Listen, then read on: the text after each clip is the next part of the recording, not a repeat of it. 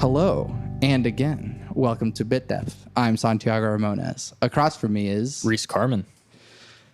I'm playing a show for you tonight, and I'm excited about that. We're playing a show. It's going to be awesome. Yeah. I'm really excited about it. Yeah. But by the time that you hear this, listener, it will have already happened. Future past Future past tense. Past tense. Yeah. Or is that like? No, yeah, I guess that would be future past. Yeah. Okay. Anyways, as confusing as the X-Men timeline. Who are you? What do you do?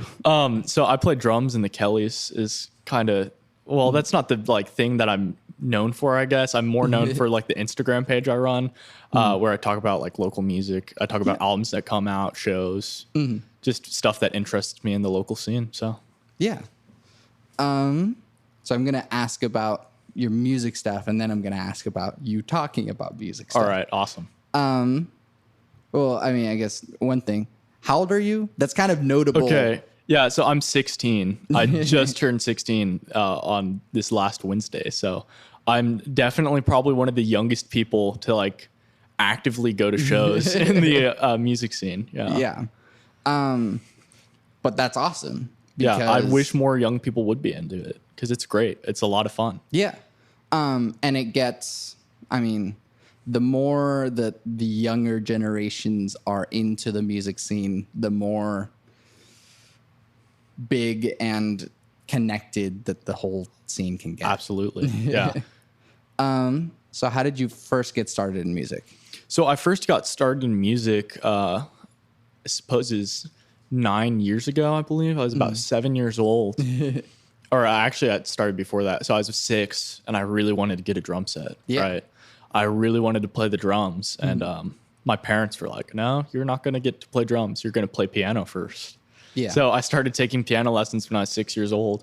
Then on my 7th birthday, I got a drum set and started playing drums. And I sort of played drums on and off here and there.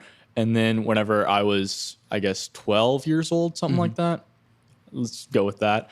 I went and I saw the Foo Fighters, and it was the very first song they played, and Taylor Hawkins was playing drums going after it, and it's the song Everlong. And whenever that first chorus hit, and he played that drum fill on that chorus, I was just like, that is what I want to do right there. I want to be that guy. And since then I've gotten really serious about music. I started playing multiple other instruments and got into local music, started playing in more bands, started gigging more, just getting more involved and to where it's become sort of the main thing in my life. Yeah. So. Who were your biggest influences when you first started? Although 7-year-olds don't really have music that they listen to. Yeah, I didn't really find my own music. I more listened to what my dad played. Right. So he played a lot of the stuff he listened to in the 80s when he was growing up. So I listened to a whole lot of Van Halen growing up. Yeah. And so Alex Van Halen was one of the first guys I can really remember. Excuse me. Or John Bonham is still a big one, but he was one of the first ones where I remember my dad was playing Led Zeppelin, and I was just like, this is awesome. Yeah. Being a kid that wanted to play drums here, and that was just blew my mind. And then who are your biggest influences now? Oh, okay. So biggest influences now. I mean, there's a lot. So I'd still say Bonham is a big influence of mine. But I also definitely have a lot more stuff that's sort of in the jazz world now. Sweet. Yeah. As I've sort of grown up, I've started playing jazz a whole lot. Which, Yeah. That's a whole different monster on its own. But I guess a guy like Joe Morello is a drummer that I'd like a lot. Or Thelonious Monk, sort of as just somebody who, for me, songwriting sort of influences me, and that he is somebody that sort of rejected what the norms were what the rules that had been set up. He was somebody that didn't really care to follow those. Yeah. And that's something I really sort of strive to do when I write my own music. And exactly. So, yeah. So what is the Kellys? So the Kellys is a band that has taken many forms over the past years. I suppose it's been, let's see, 1, 2, 3, 4, it's 5 years, 5, 6 years now. We started out when we were all just tiny kids. Our instruments were bigger than us. We played AC/DC and Guns N' Roses covers, and it's great. And then we sort of started to grow up. Members drifted apart. We got new members, and it's sort of changed forms to where we were a ska band for a while, whole different weird thing. And now we're sort of to a point where we're just kind of rock is a broad term, but just a rock group. Yeah. I don't know.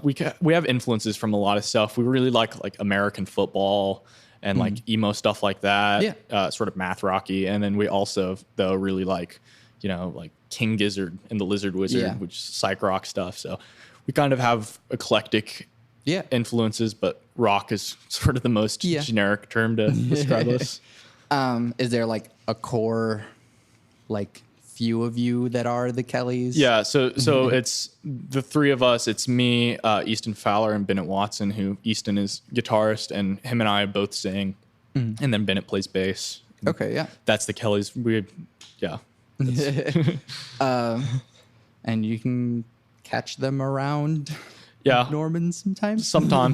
We play here and there. Follow us on Instagram. Shameless plug here at the Kellys. Okay, that's Kelleys. Yeah.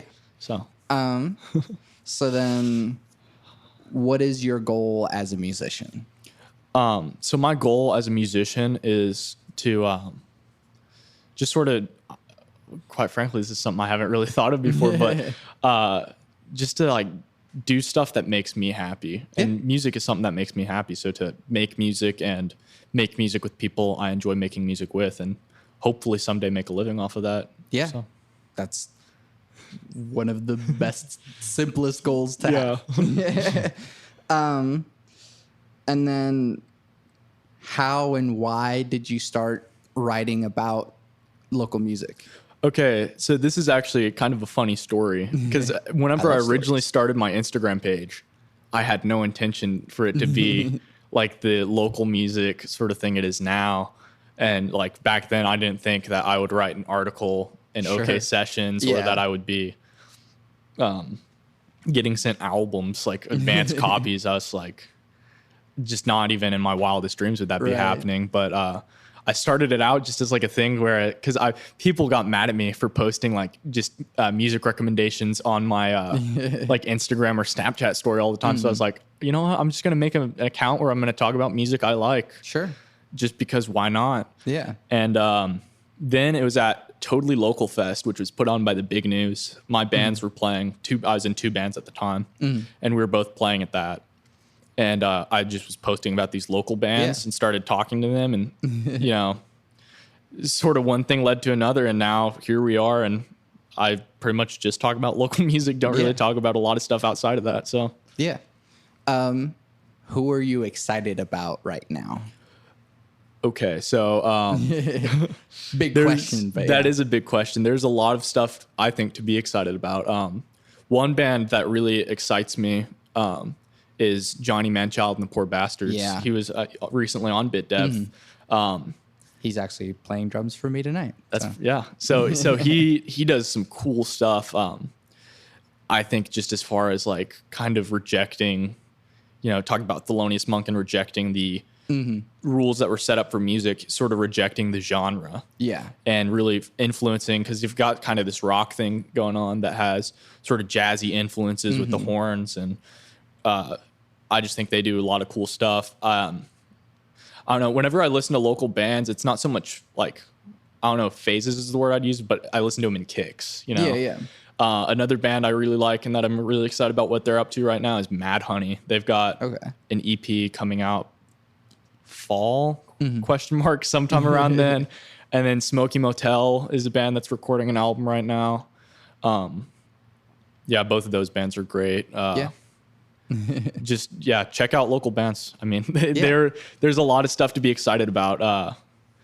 There's definitely some stuff that I would be thinking about that I'm just like blanking on right now. But all of those bands are recording and releasing music right now, sort of in this time. So how do you keep up with it all? So I keep up with it all. I mean, just social media, trying to follow all the bands on social media and like really trying to keep up and go out to shows and talk to people about what they're doing. Yeah. And just find out what's going on, you know, because it's very easy to sort of miss stuff. Like there was albums or like singles, EPs, stuff that would get released. Yeah. And just because of the pure, like how many bands there are that I follow, like I just miss it and then listen to it later and be like, this is great. Yeah. How come I miss this? And it's like, so I really try and stay up as best as I can with that stuff because I really don't like to miss it. Yeah. So do you listen to more local music than you listen to like everything else? Or is it kind of a balance? It's a mix. It definitely depends, you know, sort of like there will be weeks or months where it's like just all local music. Yeah. And then there will be a week where it's like, yeah, I just listened to the Beatles this week, you know.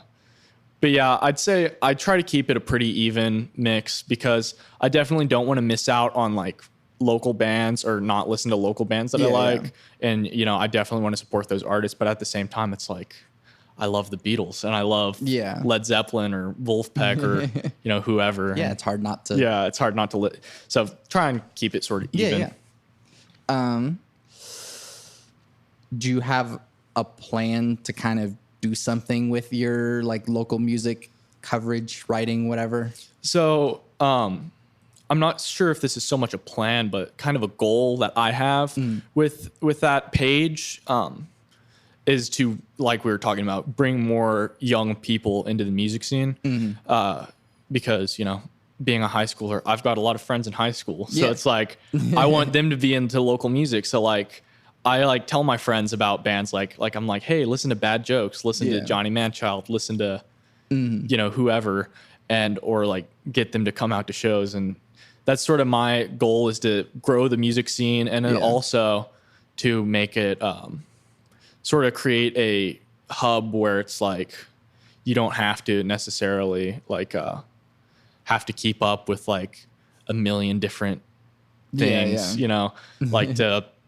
And this is also a thing that like Weirder or Make Oklahoma Weirder, you know, Evan Jarvix and OK Sessions does, just having like pages or like websites where you can see different information about a bunch of different local acts. I think is very helpful and makes it more accessible for somebody who's like, I want to get into the scene, but I don't know where to start. I don't know how to find these bands.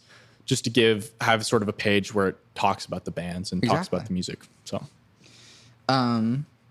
would you rather be writing about music or playing it? So if you know, if I had a gun to my head and it said, okay, you can either run your page or you can play drums, but you can't do both, I would probably have to choose to play drums because, you know, I wouldn't be running this page if I wasn't playing music. Drums in the first place. So, So, I mean, what's something that you've learned in playing music in bands that they don't really teach you in school? So something that I think that you learn a lot in bands that you may not necessarily learn about in school is the need to make compromises in the real world. You know, like you definitely have to be able to get along with other people and not you can't do everything your own way or you can't do everything on your own. I mean, there's definitely some people who can do solo stuff and make it work, but for me, that's not me. So, you know, you can't always just rely on yourself. You know, you need friends to help you out. What's something that you wish they did teach in school for like music or whatever?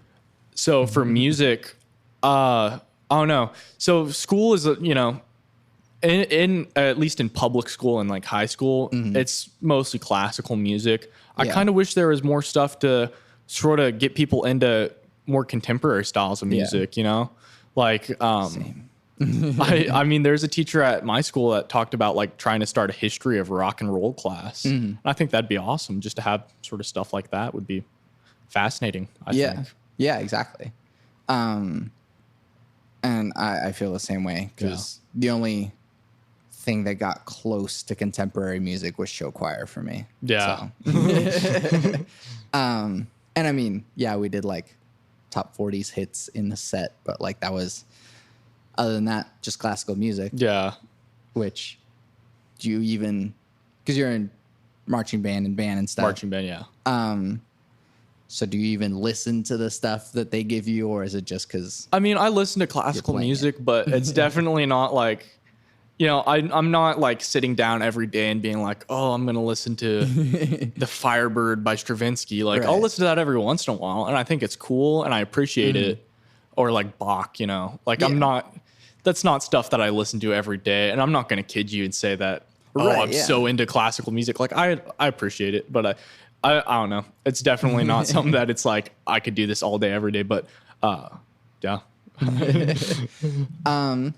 I don't get to talk to enough people about marching band. Yeah. But I really loved marching band. How do you feel about marching band to start with?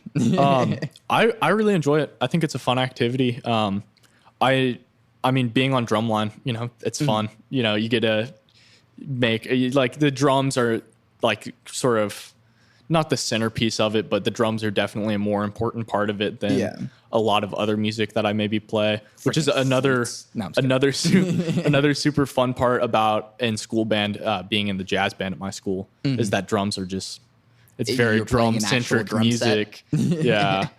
Just very drum centric music. And it's like, instead of being like, okay, you're just going to sit in the back and like sort of keep time, you know, you get to do a little bit more and that's fun. So, do you, this is a loaded question to be asking a 16-year-old. Do you have plans for after high school? So I actually do have plans for after high school. I've looked at a few different colleges, but I kind of just want to go to college for something related to music, whether that be jazz performance or, you know, commercial music business. And I've looked at a few different schools, you know, UCO, UNT, both like some of the top jazz schools in the country, and then Middle Tennessee State University. So, I don't know what that is, but yeah. Close to Nashville. So that's the whole, that makes sense. Yeah. Dare I plug ACM, but yeah. What's a musical hurdle that you've gotten over that you didn't think that you could? So something for me that was always difficult was I was always like, whenever I started to learn, you know, bass or started to deep dive more into piano and playing guitar and stuff, I always had a difficulty thinking, oh, I'm not going to be able to write, you know, songs that are good or that sound good. And like, I still kind of have a little bit of that insecurity there with the music I write, because it's like the guy that plays guitar in my band, I'm like, he writes just stuff that's like, I couldn't even play. So so I just kind of write like simple, like chord, like stuff on acoustic guitar, and just, you know, write songs that are not necessarily, the most advanced thing in the world, but being able to sort of write songs that I feel like are me is something that I have had trouble with, and just playing any instrument really, and, you know, feeling like this sounds like me. It doesn't sound like I'm imitating John Bonham or like I'm imitating Joe Morello or whoever, you know, trying to play it and make it sound authentic to who you are as a person. That's really cool. What's a musical hurdle that you're still working on? Hurdle that I'm still working on, always being happy with how I play. Or, and I know that necessarily won't happen, but you know, even if I have like a crappy performance or I screw something up, instead of getting down on myself, just seeing, okay, this is an opportunity for me to improve as a musician and as a person through persevering through it, instead of just being, well, crap, you know? So like I went to a jazz jam, and a guy called like a bop tune and counted it off real fast. Oof. And after that tune and after that jam, I was just like, felt real crappy, and was like, that sucked, you know? And then instead of like being down on myself and seeing that as, well, crap, I just can't play, like, you know, fast bebop, you know, taking something like that and just working on it, you know, and using that to improve. So which, I mean, bebop is hard anyways. So, yeah, it's crazy music. What's something that people don't understand about playing music? I think something a lot of people don't appreciate about music, looking in from the outside, is that for most people that are playing and that are gigging, it's not a hobby. It's a job. And these are people that have mouths to feed, that they need to put food on the table and pay the bills. So there's a lot of people that will be like, hey, will you, do this crazy big gig that's going to be way out of the way for you? And then, we're not going to pay you. We're going to give you exposure. And it's like, well, exposure does not put food on the table. Yeah. So that's something that I definitely think is sort of an issue that I've heard from a lot of people, especially, and that my own band has experienced, having shows offered where it's like, you're going to be the headliner, but you're not going to get paid because whatever reason. Yeah. I think that's something that that's definitely a major issue sort of in the scene. Yeah. So please just pay for music. Support musicians, pay them. Yeah. Yeah. What is selling out?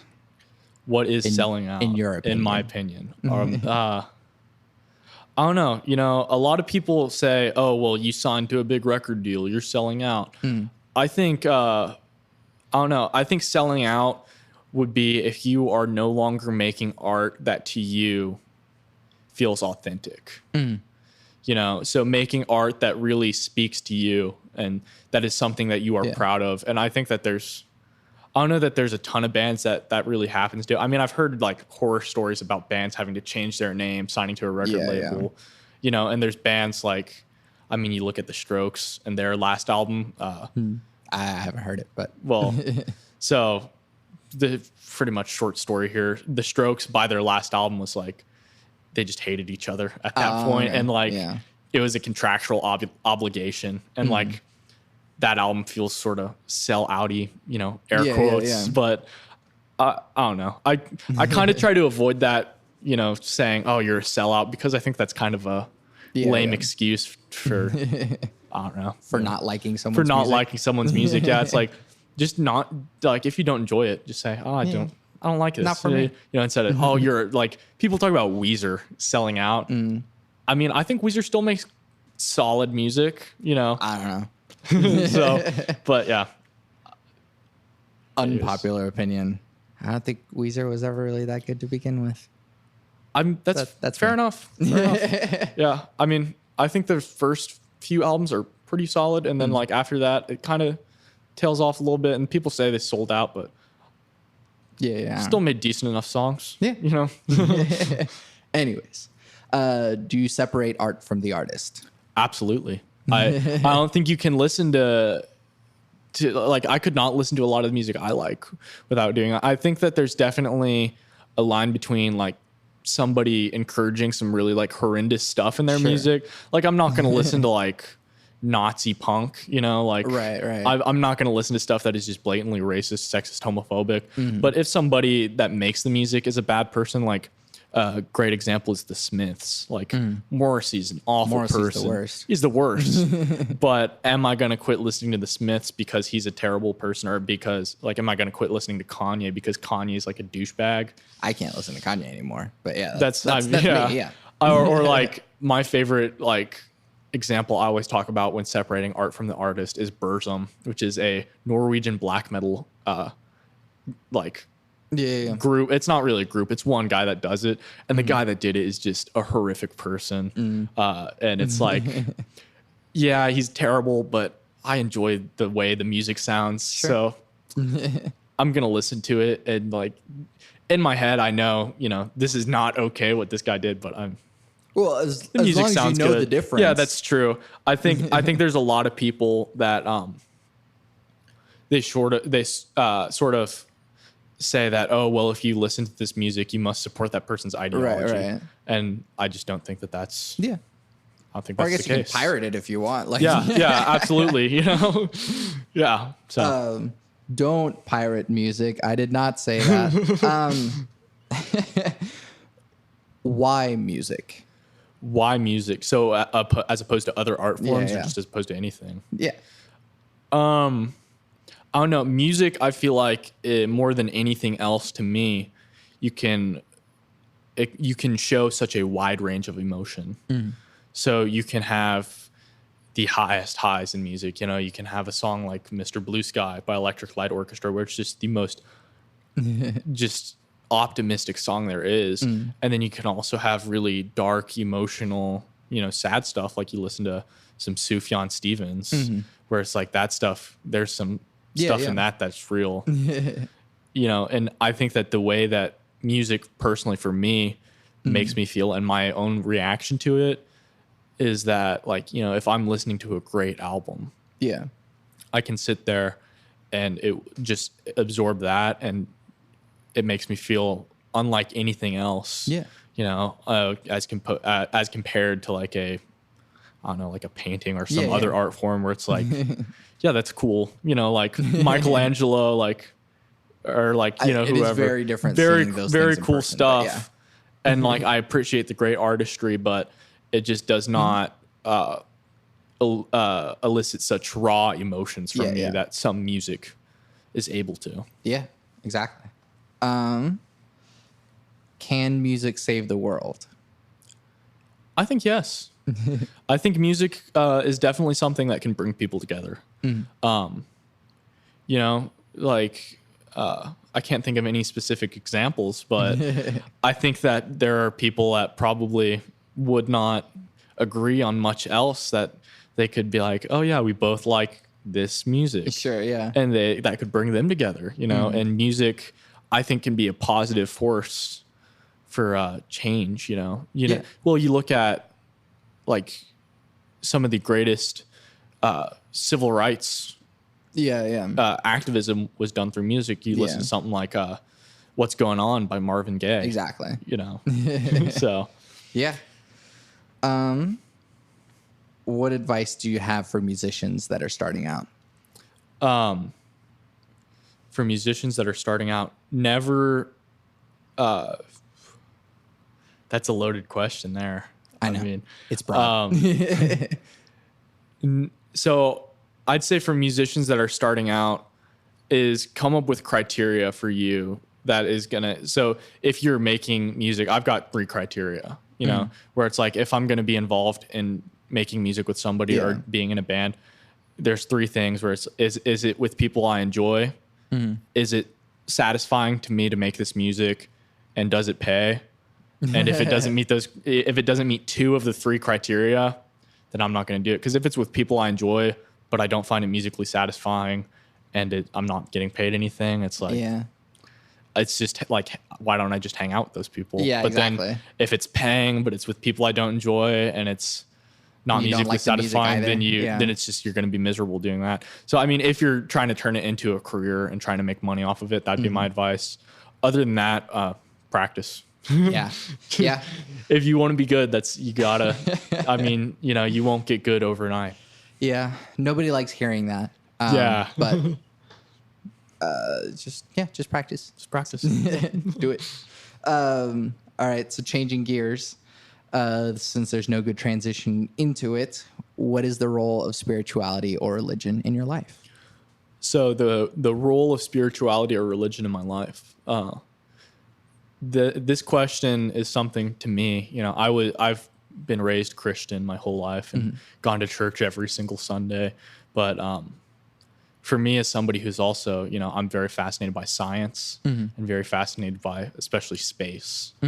It's something that's difficult for me to believe that everything was created by somebody. So I think I sort of have a more metaphorical relationship with religion. I definitely think that spirituality is something that can be beneficial in your life, but I view it sort of more as a place of community. Yeah, you know, I think that religion a lot of the time for people is something that gives them a place to belong, or gives them a sense of something that they're doing something that for the betterment of the world. Yeah, that it's bigger than them, and so that's why I think a lot of people are so in religion. It's so attached. But for me, I don't know. That's something I've struggled with, you know, is just thinking about that. And you don't have to have all the answers either. Yeah, I definitely think there's something to be said for, you know, saying, I don't know. Yeah. And that's something where really, you know, I don't really know. So cool. Yeah. And that's good. I appreciate that a lot.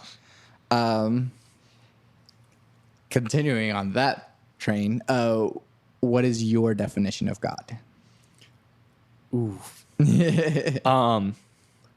I think God is the best in people, all the best attributes that people have. I think that we can see God in that, if that makes sense. I don't think that it's some magic man in the sky that's everything's predetermined and that there's no free will. But I think that, the best qualities and it's the good in people. Yeah, I like that a lot. You just mentioned free will, which is the question that goes right after that. Is free will an illusion? See, I don't think so. Okay. Because, to some extent, there is like whatever your circumstances are, I could stand up right now and start screaming and go into a fit of rage, but I'm not going to do that because I'm not a crazy person. It's like, but I think that's an interesting question to think about because it's like, well, how much of what you do is predetermined from your circumstances? Yeah. You see like what household you're raised in or where you were born, Yeah. But also at the same time, I don't know, thinking about that makes me sort of think, why worry about if free will is an illusion whenever I can just keep going on doing what I'm doing, Yeah. But it's definitely an interesting question. Yeah. It's not the first time that people have just questioned the question rather than, so you're good. And I like those answers a lot. Yeah. How do you determine what good behavior is? So I think you can determine what good behavior is are you impeding on somebody else's ability to live and to not be screwed with by other people, like, so John Locke, I think it's Locke, right? Or who was it? Life, Liberty, and Property. I think that was Locke. Yeah. Yeah. So, not killing somebody is a generally good thing, because that's life, liberty, property. You're not going to enslave people. You're not going to kill people. You're not going to steal their stuff or there's the life, liberty, pursuit of happiness, Right. So I think it's just sort of not, there's key things where it's like to other people and it's the way you interact with other people. Cause there's stuff where it's like people may not view it as like good behavior or whatever, right. But it's like not really affecting anyone else. So I think anything that's sort of a victimless crime is not necessarily good or bad. I think that sort of exists in a gray area, but I think good behavior is just sort of not adversely affecting other people. Yeah. I like that a lot. And it gives you a lot of wiggle room. Yeah. How do we reduce the division that has permeated American culture, especially? So that is a good question. And that's something that I actually have given a lot of thought to because, it's so poisonous today, the way people view each other and it's you versus me, if, saying, okay, well, and this is probably not the case, but saying, okay, you are a far right conservative and I am a liberal. It's you versus me instead of the two of us working together for what will be best for everyone. Yeah. And I think that it's sort of a, primal sort of tribal deal where people view it as they are against us instead of, we should all work together. I think I don't know. It's sort of sort of a thing where I think it just needs to be viewed as what can we do to make the world a better place for us all? Yeah. Instead of what can we do to, disparage the other side. Yeah. You have a good head on your shoulders. I like you a lot. Thank you. How do you live with or against the selfishness that pervades American culture? So the selfishness that permeates American culture, that is another very interesting question. I'm really liking these questions. So that is, I don't know. The selfishness, so we talked about earlier ago, what defines good behavior. So I suppose the selfishness would not be something that is good or bad, but I would view it typically as bad, I don't know. I just try my best to not myself act in a way that is selfish, you know. And I think that the best you can do is to set an example and treat others in a way where they see that and they say, I want to live more in this way, as opposed to beating someone upside the head and saying, you need to donate more money to charity, you know? Sure. Yeah. Getting real specific. And I know you're 16 and you won't be able to vote in 2020, but who would you want to go up against Trump in 2020? Okay, I've got very strong opinions about this, and my answer is Pete Buttigieg. Yeah. And so my reasoning for this is I think Pete Buttigieg is the antithesis of what everything Trump stands for. You know, Trump is older, Pete Buttigieg is young. You know, Trump was a draft dodger, Pete Buttigieg is a veteran. Trump has never been in, you know, he's never had any form of leadership other than his company, but he's never had any form of like governmental leadership. Pete Buttigieg is a mayor. You know, I think Donald Trump, you know, all the extramarital stuff that he's had going on, Pete Buttigieg is more of a family man. I just think there's a lot of stuff where I think Pete Buttigieg is sort of the anti-Trump, for lack of a better word. Yeah. Yeah, and I definitely think he would be somebody that would stay level-headed in the debates, not resort to attacks, personal attacks. I think he's someone that would definitely stand a solid chance against Donald Trump. I also do like Andrew Yang, though. I'm very fond of Andrew Yang, but I won't get into that right now. Yeah, I'm not. The people I will say I'm not a huge fan of are Bernie Sanders and Joe Biden.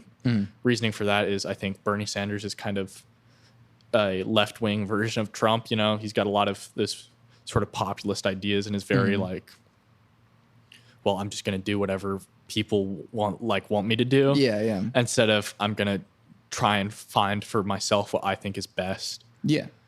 And what will be better for everyone, you know, and not what's better for, you know, whatever group they're trying to appease. Yeah. And then Joe Biden, I think, is just, there's a lot of issues, but I will say quickly, you know, out of touch. I think it's going to be a lot of the same sort of deal as what happened with Hillary Clinton in 2016. Oh, yeah. Out of touch. It's a bunch of Obama nostalgia that I think Democrats would be very foolish to nominate Joe Biden. Yeah. I will, while I won't go on an Andrew Yang tirade, I will say that if the DNC picks Joe Biden, Donald Trump will win. Oh, absolutely. No doubt about it. That's just a given. Yeah. And more people need to understand that. and more people need to vote. Yeah. Because last election, there was a lot of Bernie supporters that decided, oh, I'm just not going to vote, or I'm going to vote for Trump. Admittedly, it was a very hard decision for people. Yeah, and so. I do think also that last election was kind of who's the lesser of two evils. Yeah. And I do think Bernie got robbed in that primary, but you can't change what's already happened. Yeah. So. Yeah. What are you optimistic about for our future? Something I'm optimistic about for our future, and this is something I see, you know, interacting with people my age more, is I feel people are becoming much more understanding of people that are different than them. Yeah. And I think that there's a lot less, you know, and especially in sort of older generations, there's a lot of, or it seems in older generations, more, you know, like xenophobia or racism or homophobia. And I think that's something that's something that, you know, now kids now and people my age, you know, they don't care what the color of your skin is or what your sexual orientation is. Yeah. They just see you for who you are as a person. And I think that that's something that is, I'm very optimistic about because I really hope that we get to a world where there is, you know, no racism and there is no people hating other people because they're different than they are. Yeah. Do you believe humans are evil by nature? Ooh. Or tabula rasa or whatever the other Hobbes? Yeah. So I'm not sure if I believe humans are inherently evil, but I'm not sure if I believe that humans are inherently good either. I think we've evolved in such a way that our minds are wired to what is best for me. You know, so I think that it's kind of a selfish nature. But I don't think most people are evil. Yeah. But I also don't think most people are people that would, you know, want to do what's for the greater good. I think it's kind of a mixed bag. You know, it would be nice if everyone was inherently good and the world was a great place and everyone sang Kumbaya, but excuse me. But that is simply not the case, unfortunately. Yeah, I'm not sure. That's an interesting question. I've been trying to make it a point to remember to put it on those questions. Yeah. What makes you content? What makes me content is probably just doing stuff and making stuff that makes me, you know, going back to like music. Music is something that brings me a lot of joy. And what makes me content is making music that I feel proud of. You know? So in my band, if we write a song and I'm like, wow, this is a really cool song, I feel content with that. Or like, you know, this is kind of a cliche answer, spending time with my family is something I really, or like friends, you know, just, and feeling, you know, if I feel, and I try to, you know, do my best to make sure every day, you know, every interaction I have, I got to ask myself, did I make that day's person better by interacting with them? And if the answer is no, then I think that interaction was a failure. You know, I try to make people's, you know, to the best of my ability to make people's days better, you know, because I sort of live with the mindset that, you know, you never know what somebody else has going on. And I would hate to be somebody that, you know, if I was rude to you, even unintentionally, to make your day, you know, you think, oh, well, that jerk, you know. So maybe you don't need to see the manager. A question that I kind of stole. Scott Booker told me this, that Wayne Coyne asks it, but now I'm going to start asking it. When will you be satisfied?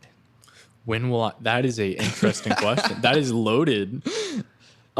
Take that up with Wayne Coyne. Wow. Okay. When will I be satisfied? I will be satisfied, I think, you know, whenever. So my life goals are kind of just to be able to turn music into a career and make it where I'm able to do music and not have to worry about if I'm able to pay the bills. So I guess I'd be satisfied, you know, when I achieve that. Yeah. I mean, that's kind of a heavy question. It also runs off of the assumption that you're not already satisfied. That's true. That's definitely true. I mean, I'm pretty happy. I'd like to think, you know. So. 2 more questions. 1, what advice do you have for people in general? For people in general, my advice for people in general is to never make assumptions about anybody. You know, never assume. So let's go to a quick stereotype here. You know, if you're going to a restaurant and you've got the may I speak to the manager haircut, you know, and you order something and it's like, if they mess it up, just assume, you know, or don't assume, oh, they messed this up, and like, just be like, it was an honest mistake. You know, I think stuff like that, you know, don't just be nice to people, I guess would be my advice. Don't be a decent human. I mean, I'd say, you know, try maybe ask yourself the question, did I make that person's day better? By interacting with them. And I think that can lead to more happiness in your life, even because I think it makes you happy to make people happy. You know, I like that a lot. And lastly, of course, cake or pie? Cake or pie. So that is, I mean, so I listened to the Johnny Manchild episode, and I would have to agree that some cakes are pies. You know, like ice cream cake. Ice cream cake is awesome, but that's kind of a pie, isn't it? It has cake in it. It does. That's true. I do enjoy, I don't know, like cookie cake is pretty bomb. I would say that cookie cake is more cookie than it is cake. It's definitely more cookie than cake. But I guess you could at some point argue that cookies are essentially cake as well. I guess. that'd be the argument could be made. Right. But you're too busy asking if it could. You're not asking if it should, overall, man, I would probably have to go cake. I don't know. That's a tough one. Mm-hmm. I guess it also one depends. Of the hardest questions I asked. That's like tougher than the human nature, man. Yeah. So I mean, it depends, cake to pie too. Like, are we talking like a cherry pie? Or are we talking, pumpkin pie? Or and then for cake, or like, how do you feel about pumpkin pie? My feelings on divisive. Pumpkin pie. I'm not a huge pumpkin pie guy, and I like pumpkin flavored stuff. Yeah, but like pumpkin pie is just, I don't know, doesn't tickle my fancy. Yeah. So I mean, if you like it, more power to you. Yeah. I don't like it because it's a flavor that you breathe instead of taste. Yeah, yeah. I mean, I like the smell of it though. Yeah, like exactly. Like if you're cooking pumpkin pie, I actually make like pumpkin pie like on Thanksgiving and Christmas for my family, just because I love the way it smells when you bake that. So I'd go cakes though. Yeah, cool. Reece, thank you for doing this with me. Thank you so much for having me, man. This was a blast. Plug your stuff. So Reece.Carmen.music on Instagram is my page. I talk about, local music, and occasionally here and there talk about other stuff. I also have At the Kelly's Okay. We don't have any shows coming up soon, but follow us. We'll post some stuff. I'm sure we'll have stuff coming up. I mean, that's the stuff I've got to plug. Thanks for having me, man. Yeah, of course. So one last time, on Santiago Ramones. Reece Carmen. You can find everything that I do on my website, santiagoramones.com. You can go to santiagoramones.com/podcast/machinations, and you will find my last biggest thing that I put together, which is Machinations, a anthology series that explores ideas in the future and technology. It is like Black Mirror, but with music. So check that out. I don't have any shows to promote at the moment because all of life is hitting me all at once. So instead, leave comments and reviews. Tell me what you think about guests. Tell me if you disagree with me a lot. I don't care. It's fun to have a conversation, and I like having good conversations. And be nice to my guests, because they're spending their time to do this with me. You can find everything that I do on my website, santiagoramones.com. I always end the podcast with my 3 things. They shape my life philosophy. Those 3 things are: love never fails, it's going to be okay, I might be wrong.